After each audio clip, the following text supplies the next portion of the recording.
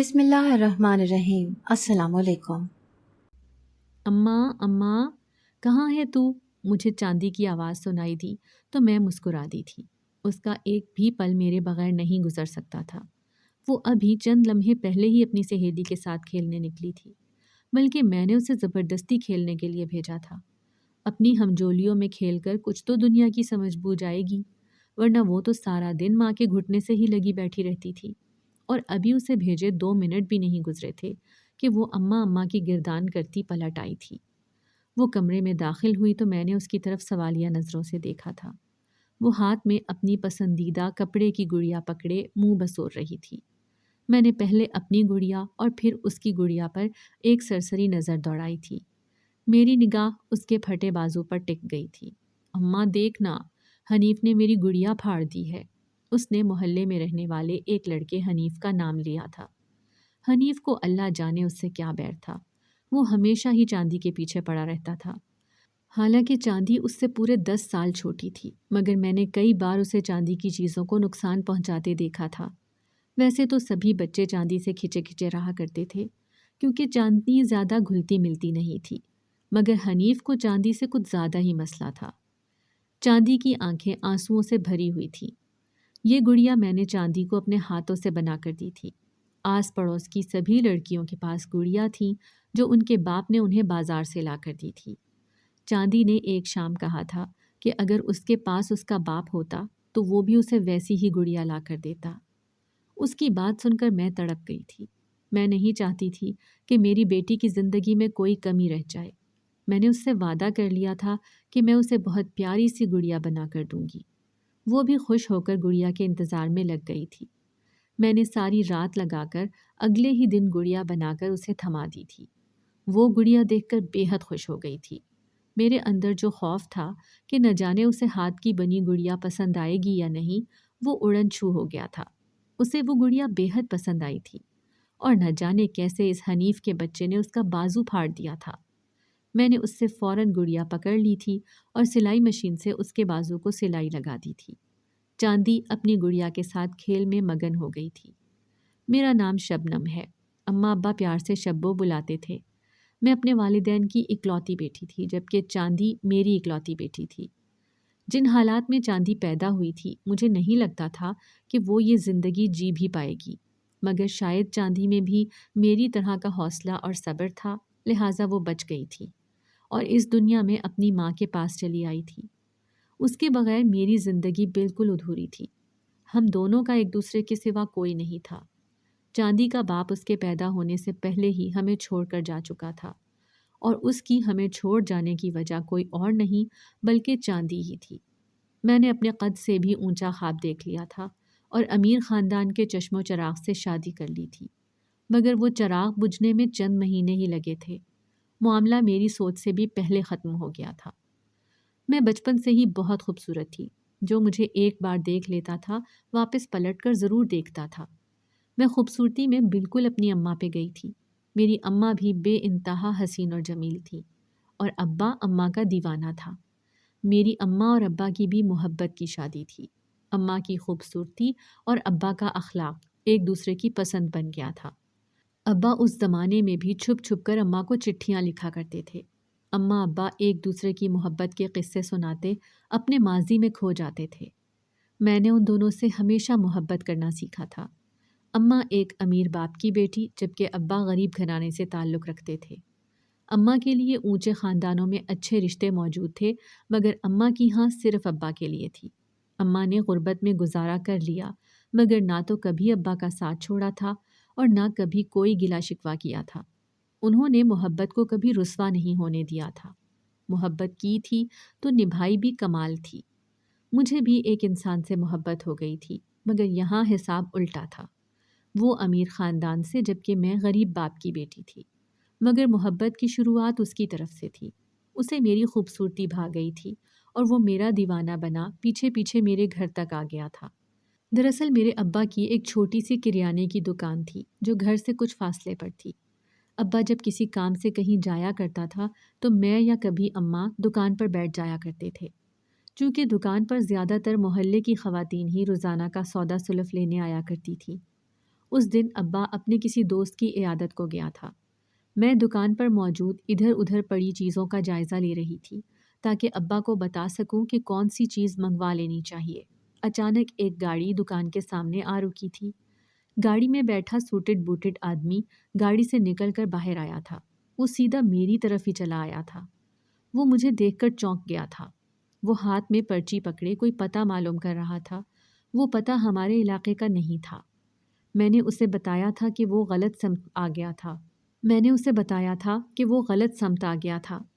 پر مجھے تو لگتا ہے کہ میں صحیح سمت آ گیا ہوں، وہ مسکراتے ہوئے بولا تو مجھے کوئی دیوانہ لگا تھا۔ اگلے ہی ہفتے وہ صحن میں بیٹھا ابا سے میرا رشتہ مانگ رہا تھا۔ ابا کبھی حیران ہو کر مجھے دیکھ رہا تھا تو کبھی اسے۔ ابا نے اسے سمجھانے کی بہت کوشش کی تھی، مگر وہ ابا کو سمجھانے میں کامیاب ہو گیا تھا۔ اس نے ابا کو ایسے دلائل دیے تھے کہ ابا کو ماننا ہی پڑا تھا۔ ابا نے اسے اپنے ماں باپ کو لانے کا کہا تھا۔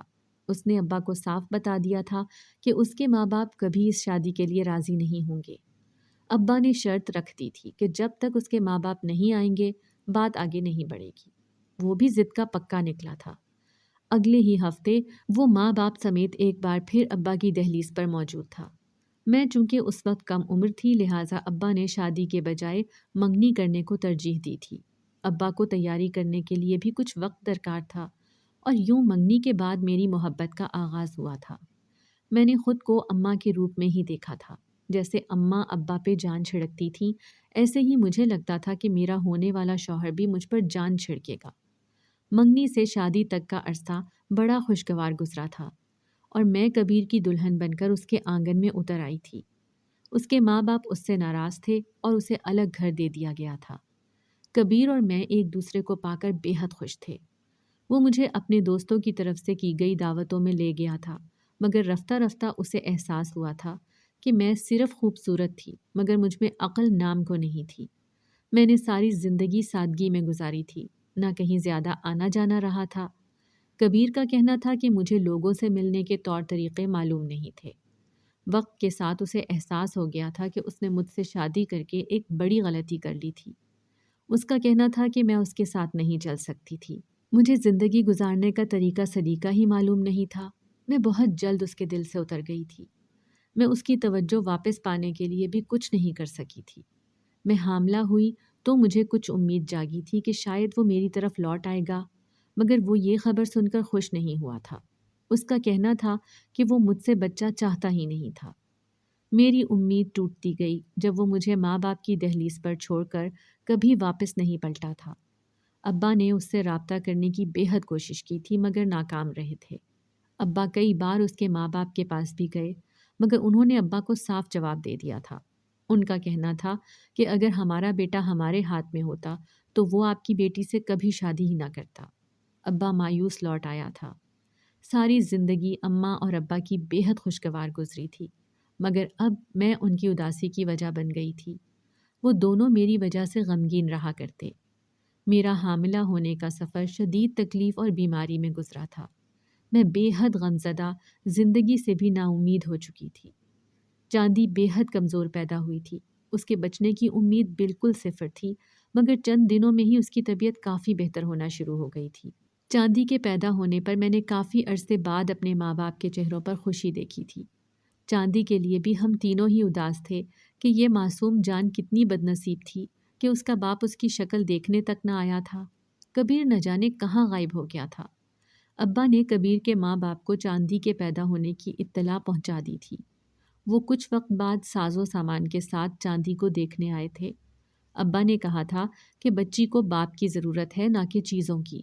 ان کا کہنا تھا کہ کبیر پردیس میں تھا اور اس کو چاندی کے پیدا ہونے کی اطلاع پہنچا دی گئی تھی۔ وہ چاندی کے ہاتھ پر چند روپے رکھ کر چلے گئے تھے۔ اس کے بعد کبھی کسی نے پلٹ کر خبر نہ لی تھی۔ چاندی کا باپ کبھی پلٹ کر نہیں آیا تھا۔ اماں ابا جب تک زندہ رہے چاندی کو دیکھ دیکھ کر جیتے تھے، پھر وہ بھی مجھے ایک ایک کر کے چھوڑ گئے تھے اور میں اور چاندی اس بھری دنیا میں اکیلے رہ گئے تھے۔ چاندی بھی میری طرح ایک سیدھی سادی بچی تھی۔ میں نے ابا کی گلی کے نکڑ والی دکان ختم کر کے گھر کی بیٹھک میں ہی ایک دکان کھول لی۔ میری اور چاندی کی گزر بسر اسی دکان سے ہو جایا کرتی تھی۔ میں چاہتی تھی کہ چاندی باہر جا کر اپنی عمر کے بچوں سے گھلے ملے، مگر وہ میرے پلو سے ہی بندھی رہتی تھی۔ نہ تو اسے باقی بچوں کے ساتھ کھیلنا پسند تھا اور نہ ہی دوستی کرنا۔ وہ اکیلی ہی کھیلتی رہتی تھی۔ جب کبھی میں زبردستی اسے باہر کھیلنے بھیجتی تو کسی نہ کسی بات پر منہ بسورتی واپس آ جاتی تھی۔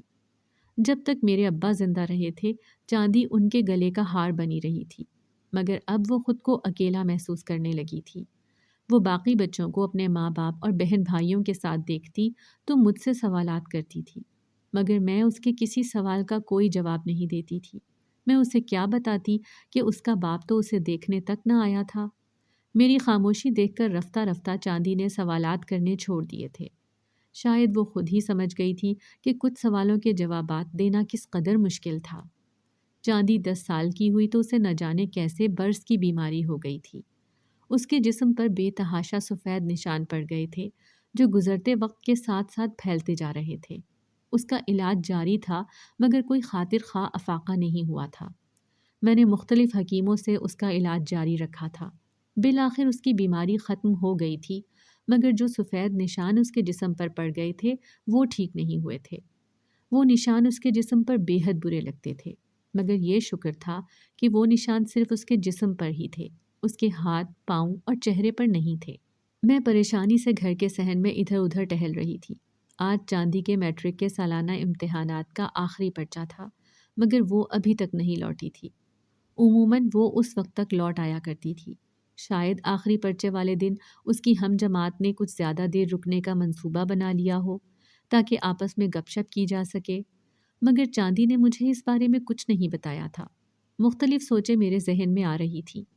میں نے آدھا گھنٹہ مزید انتظار کیا، مگر چاندی کا کوئی اتا پتہ نہیں تھا۔ میں چادر پہن کر خود چاندی کی تلاش میں نکل کھڑی ہوئی تھی۔ میں اس کی کچھ ہم جماعت لڑکیوں کے گھر کی طرف بڑھی تھی۔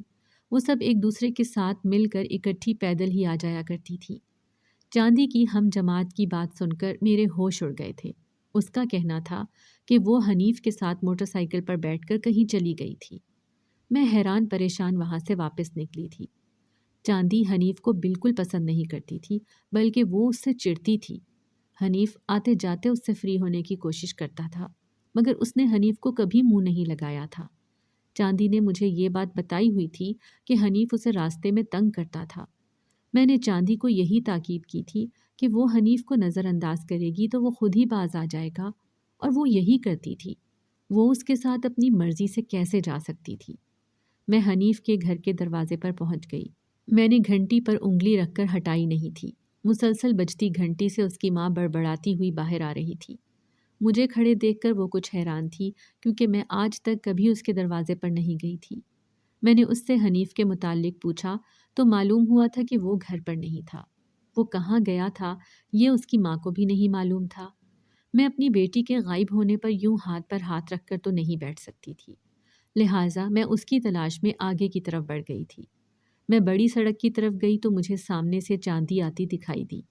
وہ بے حد گھبرائی ہوئی تھی، وہ رو دینے کے قریب تھی۔ مجھے دیکھ کر وہ مجھ سے لپٹ گئی تھی۔ اس کا جسم کانپ رہا تھا۔ مجھ سے لپٹ کر اس کا بندھا ضبط ٹوٹ گیا تھا اور وہ رو دی تھی۔ میں اسے اپنے ساتھ لگا کر گھر لے آئی۔ اس نے جو بات مجھے بتائی تھی اسے سن کر میرا غصہ ہواؤں کو چھو گیا تھا۔ جب وہ پرچہ دے کر باہر نکلی تھی تو حنیف اس کا وہاں کھڑا انتظار کر رہا تھا۔ حنیف نے اسے بتایا تھا کہ اس کی ماں کی طبیعت بے حد خراب ہے اور وہ اسے ہسپتال میں بلا رہی تھی۔ چاندی سمجھی تھی کہ میں نے حنیف کو اسے لینے بھیجا تھا، لہٰذا وہ موٹر سائیکل پر اس کے پیچھے بیٹھ کر چلی گئی تھی۔ وہ اسے ایک پارک میں لے گیا تھا اور اس کا ہاتھ پکڑ کر اس سے اظہار محبت کر دیا تھا۔ چاندی کو وہاں سے گھر کا راستہ بھی معلوم نہیں تھا۔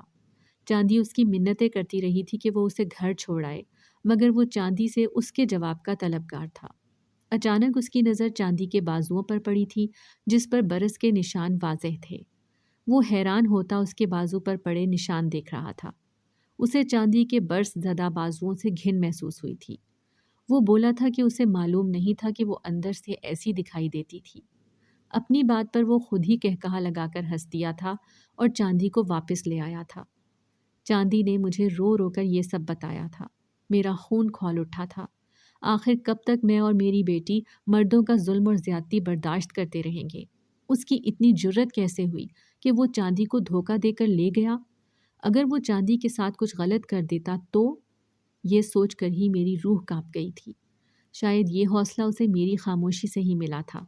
وہ ہمیشہ ہی چاندی کو تنگ کرتا آیا تھا، مگر میں نے کبھی اس کو کچھ نہیں کہا تھا، اور چاندی کو بھی ہمیشہ اسے نظر انداز کرنے کی تاکید کی تھی۔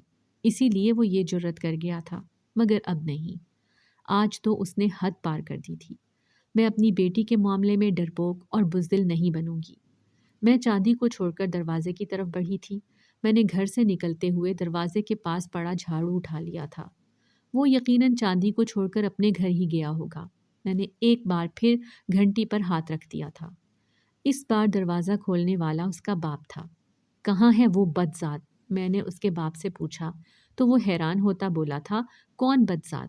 تمہارا بیٹا۔ میں گھر کے اندر داخل ہو چکی تھی۔ حنیف نہ جانے کس کونے سے نکل کر شلوار پر بنیان پہنے باہر نکلا تھا۔ میں نے آؤ دیکھا نہ تاؤ، میں اس پر ٹوٹ پڑی تھی۔ جھاڑو کے پیچھے لگے ڈنڈے سے میں نے اس کے جسم پر پے در پے وار کیے تھے۔ وہ اپنے آپ کو بچانے کی کوشش کر رہا تھا، مگر میں نے اسے سنبھلنے کا کوئی موقع نہیں دیا تھا۔ اس کی ماں بھی باہر آ چکی تھی۔ وہ مجھے برا بھلا کہتی اسے بچانے کی کوشش میں تھی۔ میں مار مار کر تھک گئی تو میں خود ہی رک گئی۔ وہ زمین پر پڑا مجھے آنکھیں پھاڑے دیکھ رہا تھا۔ آئندہ میری بیٹی کی طرف آنکھ اٹھا کر بھی دیکھا تو آنکھیں نکال دوں گی۔ میں نے انگلی اٹھا کر اس کو دھمکی دی تھی اور اپنا جھاڑو سنبھالتی باہر کے دروازے کی طرف بڑھی تھی۔ دروازے کے قریب ہی اس کا باپ پتلون کی جیبوں میں ہاتھ ڈالے کافی پرسکون کھڑا تھا۔ شاید اس کے حصے کا کام میرے ذریعے کیے جانے پر وہ مطمئن تھا۔ میں ایک بیٹی اور عورت کی حیثیت سے کم عقل اور کمزور ضرور تھی، لیکن ایک ماں کی حیثیت سے نہ تو میں کمزور تھی اور نہ ہی کم عقل۔ میں چاہتی تھی کہ اگلی بار وہ چاندی کی طرف بڑھنے سے پہلے 10 بار سوچ لے اور اچھی طرح سمجھ لے کہ چاندی کی طرف بڑھنے والا ہر ہاتھ اس کی کمزور ماں آسانی سے کاٹ سکتی تھی۔ اس دن کے بعد سے چاندی کو اپنے جسم پر پڑے سفید نشان اور بھی برے لگنے لگے تھے۔ کسی انسان نے اس سے گھن کی تھی تو وہ یہ کیسے بھول سکتی تھی؟ وہ ابھی اپنا یہ عیب قبول کرنے کے لیے بہت چھوٹی اور ناسمجھ تھی۔ چاندی نے FA کا امتحان پاس کیا تو مجھے اس کی شادی کی فکر پڑ گئی تھی۔ میں چاہتی تھی کہ وہ جلد از جلد اپنے گھر کی ہو جائے، مگر میں یہ نہیں جانتی تھی کہ اس کے رشتے کی تلاش میں مجھے اس قدر مشکل کا سامنا کرنا پڑے گا۔ اس کی بازوؤں سے جھانکتے اس کے نشانات دیکھنے والوں کو سوچنے پر مجبور کر دیتے تھے، اور میں یہ بھی نہیں چاہتی تھی کہ رشتہ جھوٹ کی بنیاد پر رکھا جائے۔ میں خود ہی اس کی برس کی بیماری کے متعلق بتا دیا کرتی تھی۔ میں کسی ایسے عظیم انسان کی تلاش میں تھی جو اس کے عیب سمیت اس کو قبول کر سکے، مگر ایسا عظیم انسان تو ملا نہیں، البتہ ایک نابینا ضرور مل گیا تھا۔ رشتے کروانے والی ایک اماں ہمارے محلے میں ہی رہتی تھی۔ ایک دن وہ ایک نابینا کا رشتہ لے آئی تھی۔ اس کا کہنا تھا کہ اس کو کبھی چاندی کے اندر موجود نقص کا معلوم ہی نہیں ہو پائے گا۔ وہ اچھے امیر گھرانے سے تعلق رکھتا تھا۔ اس کے نابینا ہونے میں اس کا تو کوئی قصور نہیں تھا۔ یہ سوچ کر میں نے بیٹی کا رشتہ اس نابینا سے طے کر دیا تھا۔ وہ اچھی شکل و صورت کا کم عمر نوجوان تھا۔ مجھے وہ پہلی ملاقات میں ہی مہذب اور خوش اخلاق لگا تھا۔ انہیں کسی لمبے چوڑے جہیز کی ضرورت نہیں تھی، اور نہ ہی میری اتنی حیثیت تھی کہ میں اسے سب سامان دے سکتی۔ لہٰذا میں نے اپنی جمع پونجی لگا کر نیک تمناؤں کے ساتھ اس کو رخصت کر دیا تھا۔ چاندی کی رخصتی کے بعد میں بالکل اکیلی رہ گئی تھی۔ میرا اس کے بغیر دل نہیں لگتا تھا۔ اس دنیا میں اس کے سوا میرا تھا بھی کون؟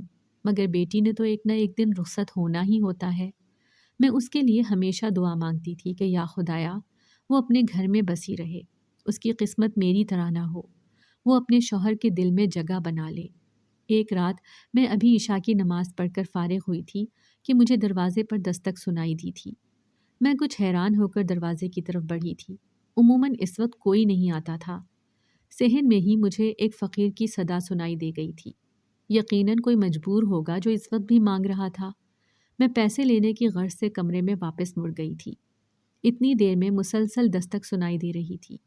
اس فقیر نے اپنے چہرے کے سامنے چادر لٹکا رکھی تھی، بس اس کی ایک آنکھ ہی نظر آ رہی تھی۔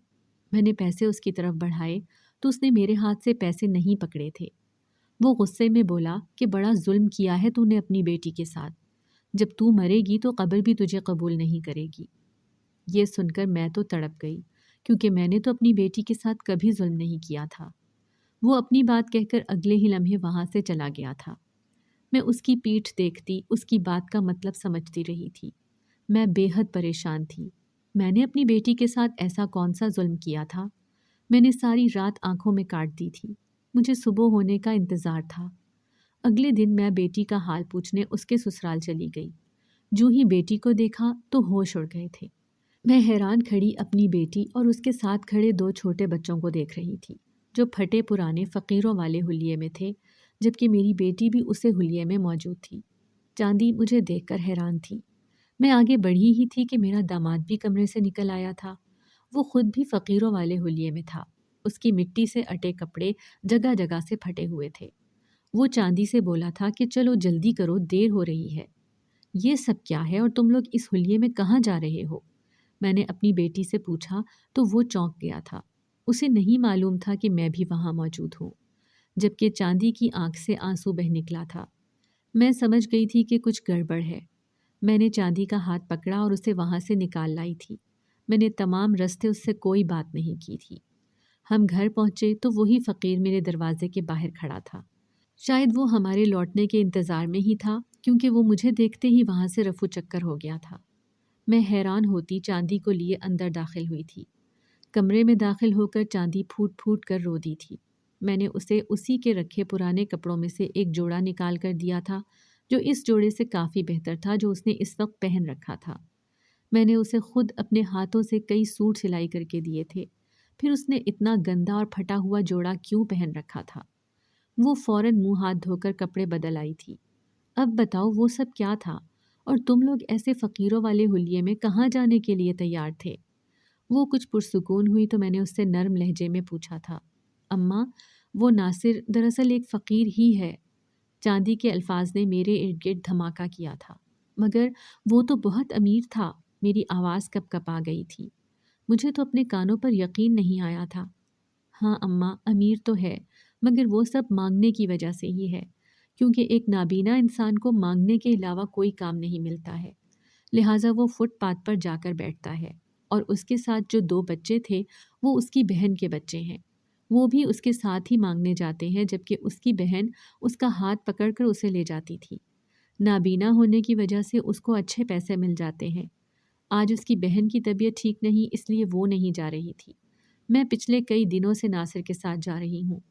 میرے جسم پر موجود برس کے نشان دیکھ کر لوگ مجھے بھی زیادہ پیسے دے جاتے تھے، مگر وہ نشان تو کپڑوں کے نیچے چھپے ہوتے ہیں، اور ناصر کو ان کے بارے میں کیسے پتہ چلا تھا؟ ناصر نے مجھ سے شادی انہی نشانات کی وجہ سے کی تھی، اور یہ سب اسی حنیف کا کیا دھرا تھا۔ اس نے ہی ناصر کو میرے برس کے نشانوں کے بارے میں بتایا تھا۔ ناصر کو ایسی ہی لڑکی کی تلاش تھی جس میں کوئی نقص ہو، تاکہ اس کی کمائی ڈبل ہو سکے، جبکہ حنیف اس کا جاننے والا تھا۔ اس نے حنیف سے ذکر کیا تو حنیف کو میرا خیال آیا تھا۔ یوں حنیف کا اسے آپ سے پڑنے والی مار کا بدلہ بھی پورا ہو گیا تھا، اور اس نے ناصر سے پیسے بھی وصول کر لیے تھے، کیونکہ ناصر کو رشتے والی اماں سے ملوانے اور اماں کا ناصر سے میرا رشتہ کرنے پر اصرار کرنا، یہ سب حنیف کی ہی منصوبہ بندی تھی۔ میں یہ سب سن کر افسوس سے ہاتھ مل رہی تھی۔ میں مردوں کو پہچاننے میں ہمیشہ ناکام ہی رہی تھی۔ میرے وہم و گمان میں بھی نہیں تھا کہ چاندی کے لیے لایا گیا یہ رشتہ کسی سازش پر مبنی تھا۔ میرے بازوؤں کے نشان میرے مانگنے کا ذریعہ بن گئے۔ چاندی خود کلامی کے انداز میں بولی تھی۔ اسے دیکھ کر میرا دل دکھ سے بھر گیا تھا۔ تو واپس کیوں نہیں آئی میری بچی؟ میں اسے باہوں میں بھر کر بولی تھی۔ بس اماں، میرا یہی نصیب تھا۔ ناصر میرا شوہر ہے، وہ مجھ سے بھیک منگوانا چاہتا ہے تو مجھے بھی اس کا حکم بجا لانا چاہیے تھا نا۔ میں چاندی کو دیکھ کر رہ گئی۔ وہ واقعی بہت معصوم تھی۔ اس سب میں اس کی کیا غلطی تھی؟ وہ تو اپنا گھر بسانے کے لیے بھیک تنگ مانگنے کو تیار تھی۔ اگلے ہی دن ناصر اپنی بہن اور چند لوگوں کے ساتھ میرے گھر پر موجود تھا۔ وہ لوگوں کے زور پر اپنی بیوی کو واپس لے جانے آیا تھا۔ وہ سب مل کر مجھے راضی کرنے میں لگے تھے کہ میں چاندی کو ان کے ساتھ روانہ کر دوں۔ میں ایسا ہرگز نہیں کر سکتی۔ بہتر ہے کہ آپ لوگ یہاں سے تشریف لے جائیں، اب کہ میں نے ذرا سختی سے کہا تھا۔ ان میں سے ایک آدمی نے جیب سے پستول نکال کر مجھ پر تان لی تھی۔ تم ہمیں سختی پر مجبور کر رہی ہو، وہ بولا تھا۔ یہ لڑکی اب ہماری ہے، اس کو یہاں سے ہم عزت سے بیاہ کر لے گئے تھے۔ اب تم نے اسے عزت سے نہ بھیجا تو ہم زبردستی لے جائیں گے۔ میں ہونق بنی کھڑی تھی۔ یہ تو پورا مافیا تھا، میں ان سب کا اکیلے مقابلہ کیسے کر سکتی تھی؟ اس شخص نے پستول کے اشارے سے چاندی کو آگے بڑھنے کے لیے کہا تھا۔ چاندی ان کے ساتھ چل کر باہر نکل گئی۔ میں روتی ہوئی چاندی کے پیچھے بھاگی تھی۔ میں کتنی بے بس اور اکیلی تھی۔ میں اپنی بچی کو بچانے کے لیے کچھ نہیں کر سکتی تھی۔ وہ لوگ میرے سامنے اسے پستول کے زور پر لے جا رہے تھے تو میرے پیچھے اس کے ساتھ کیا سلوک کرتے ہوں گے؟ مجھے آج سے پہلے کبھی اپنے اکیلے پن اور بے بسی کا احساس نہیں ہوا تھا۔ میں دروازے پر پہنچی تو دروازے پر وہی فقیر جس نے مجھے چاندی کے بارے میں آگاہ کیا تھا ان لوگوں کا رستہ روکے کھڑا تھا۔ اس نے ایک جست لگا کر ہی اس آدمی کے ہاتھ سے پستول چھین لی تھی۔ وہ اب ان سب پر پستول تھانے کھڑا تھا۔ دوبارہ ادھر کا رخ کیا تو اچھا نہیں ہوگا۔ اس نے ان آدمیوں کو صفاق لہجے میں دھمکی لگائی تھی، اب نکلو یہاں سے۔ اس فقیر نے ان لوگوں کو پستول کے اشارے سے آگے بڑھنے کا حکم دیا تو وہ بے بس ہو کر وہاں سے چلے گئے تھے۔ چاندی آ کر مجھ سے لپٹ گئی تھی۔ میں نے شکر گزار نظروں سے اس فقیر کی جانب دیکھا تھا، مگر وہ مجھے شکریہ کا موقع دیے بغیر آگے بڑھ گیا تھا۔ میں چاندی کا ہاتھ پکڑے لوگوں کی بھیڑ میں سے گزر کر عدالت میں داخل ہو گئی تھی۔ میں نے چاندی کی خلا کے لیے عدالت میں درخواست جمع کروا دی تھی۔ میں ہرگز یہ نہیں چاہتی تھی کہ چاندی سڑکوں پر بھیک مانگے۔ عدالت نے آج چاندی کو اس کا بیان سننے کے لیے بلایا تھا۔ جج نے چاندی سے بہت نرمی سے بات کی تھی۔ اس نے چاندی کو یقین دلایا تھا کہ جیسا وہ چاہتی ہے ویسا ہی ہوگا۔ ہم دونوں گھر واپسی کے لیے عدالت سے باہر نکلے ہی تھے کہ اچانک ہمارے سامنے موٹر سائیکل پر 2 سوار آ کر رکے تھے۔ انہوں نے اپنے چہرے نقاب سے چھپائے ہوئے تھے۔ اچانک ایک گاڑی آ کر ہمارے سامنے رک گئی تھی۔ موٹر سائیکل سوار میں سے ایک نیچے اتر کر ہماری طرف بڑھا تھا۔ وہ چاندی کا ہاتھ پکڑ کر اسے گاڑی میں ڈالنے کی کوشش کر رہا تھا۔ میں نے شور مچا کر لوگوں کو مدد کے لیے بلانے کی کوشش کی تھی، مگر کوئی بھی ہماری مدد کو نہیں آیا تھا۔ اس آدمی نے میرے سر پر پستول دے ماری تھی۔ میں شدید چوٹ سے چکرا گئی۔ وہ لوگ تقریباً چاندی کو گاڑی میں ڈال چکے تھے۔ اچانک کسی آدمی نے اس پستول والے آدمی پر چھلانگ لگا کر اسے نیچے گرا دیا تھا۔ میں اسے پہچان گئی تھی۔ وہ وہی فقیر تھا جو پہلے بھی ہماری مدد کر چکا تھا۔ میں نے جلدی سے چاندی کو گاڑی سے نکلنے میں مدد کی تھی۔ فقیر اور وہ آدمی ایک دوسرے کے ساتھ گتھم گتھا تھے۔ فقیر نے اس آدمی کی پستول چھین لی تھی۔ موٹر سائیکل پر سوار دوسرے آدمی نے نیچے اتر کر اس فقیر پر دھاوا بول دیا تھا۔ وہ اسے لاتوں اور مکوں سے مار رہا تھا۔ میں نے آگے بڑھ کر پوری قوت سے اسے دھکا دیا تھا اور وہ دور جا گرا تھا۔ اس کا نقاب اتر گیا تھا۔ میں اسے دیکھ کر حیران تھی۔ وہ حنیف تھا۔ حنیف بھاگ کر موٹر سائیکل پر سوار ہو گیا تھا اور دوسرا آدمی بھی بھاگ کر اس کے پیچھے جا کر بیٹھا۔ اس کا نقاب بھی اترا ہوا تھا۔ وہ وہی شخص تھا جس نے ہمارے گھر گھس کر مجھ پر پستول تانی تھی۔ وہ دونوں فرار ہو گئے تھے۔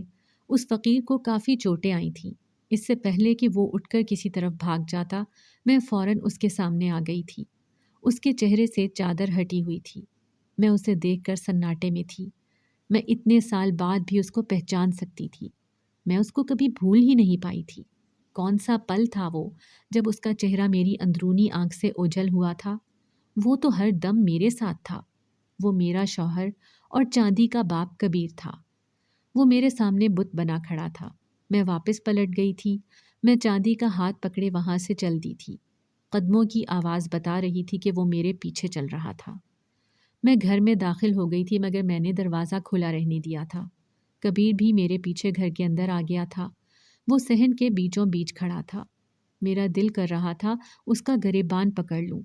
ایک ایک پل جو اذیت میں نے کاٹی تھی اس کا حساب مانگوں۔ اسے دن رات کے وہ تمام مناظر دکھاؤں جو اس کے بن کٹے تھے، مگر میں بھی چپ چاپ اس کے مقابل کھڑی تھی۔ میں جس مشکل میں پھنسی ہوئی تھی اس کا ذمہ دار تو وہی تھا۔ سب لوگ جانتے تھے کہ میں چاندی کے ساتھ بالکل اکیلی رہتی تھی، تبھی تو وہ بار بار چاندی کو لے جانے کی کوشش میں تھے۔ یہاں سے چلو، یہاں رہنا خطرناک ہے، وہ پھر سے حملہ کر سکتے ہیں۔ وہ بولا تو بس اتنا ہی، نہ کوئی معافی نہ تلافی۔ میں چپ چاپ کمرے کی طرف بڑھ گئی تھی۔ وہ بھی پیچھے چلا آیا تھا۔ میں معافی نہیں مانگوں گا۔ وہ میرے گھٹنوں کے پاس بیٹھ گیا تھا۔ میں نے بھیگی پلکیں اٹھا کر اس کی طرف دیکھا تھا۔ اس نے نظریں جھکا لی تھیں۔ میرا جرم اتنا بڑا ہے کہ معافی مانگنے سے بھی نہیں ملنی چاہیے۔ میں معافی کے قابل نہیں ہوں۔ میں جوانی اور دولت کے زوم میں تھا. مجھے تمہارے بعد میرے ساتھ قدم سے قدم ملا کر چلنے والی بیوی مل گئی تھی.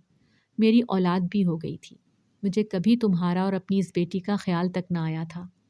زندگی کے کئی برس گزر چکے تھے. ایک سڑک حادثے میں میری بیوی اور دونوں بیٹوں کی وفات نے مجھے توڑ کر رکھ دیا تھا. میرا غرور ٹوٹا تو مجھے احساس ہوا تھا کہ میں نے تمہارے ساتھ کیا کر دیا تھا. اکیلا رہنا کس قدر مشکل تھا، اس کا احساس مجھے اکیلے رہ جانے کے بعد ہوا تھا. لہٰذا میں فقیر کا روپ دھار کر تمہاری خبر گیری کرنے آ گیا تھا. چاندی کی شادی کے متعلق علم ہوا تو میں نے ان لوگوں کے بارے میں معلومات لی تھی. وہ اچھے لوگ نہیں تھے. مجھے تمہیں باخبر کرنا تھا. دولت کی کمی میرے پاس آج بھی نہیں ہے، لیکن اپنوں کی کمی ہے. دیکھو میں کتنا خود غرض ہوں. جب خود پر پڑی تو تمہارے پاس لوٹ آیا ہوں. تم بے شک مجھے معاف نہ کرنا، مگر میرے ساتھ میرے گھر چلو. یہاں رہنا ٹھیک نہیں. چاندی بھی اس کی بات سنتی ہمارے پاس آ بیٹھی تھی. اس نے اپنے باپ کے گھٹنے پر سر رکھ دیا تھا. کبیر اس کے سر پر ہاتھ پھیر رہا تھا. وہ ساری زندگی اس دست شفقت کے لیے ترستی رہی تھی. میرے لیے کبیر کو معاف کرنا کچھ مشکل نہیں تھا. وہ مجھے قتل بھی کر دیتا تو میں اسے معاف کر دیتی، کیونکہ وہ میری واحد محبت تھا، میری بیٹی کا باپ تھا. میں باقی کی زندگی تو چاندی کو راحت اور سکون مہیا کر سکتی تھی، اور وہ کبیر کے ساتھ ہی ممکن تھا. میں مسکراتی ہوئی اپنا اور چاندی کا سامان باندھنے چل دی تھی. اگر آپ کو ہماری آج کی کہانی پسند آئی ہے تو اسے لائک کریں، شیئر کریں اور چینل کو سبسکرائب کرنا مت بھولیے گا.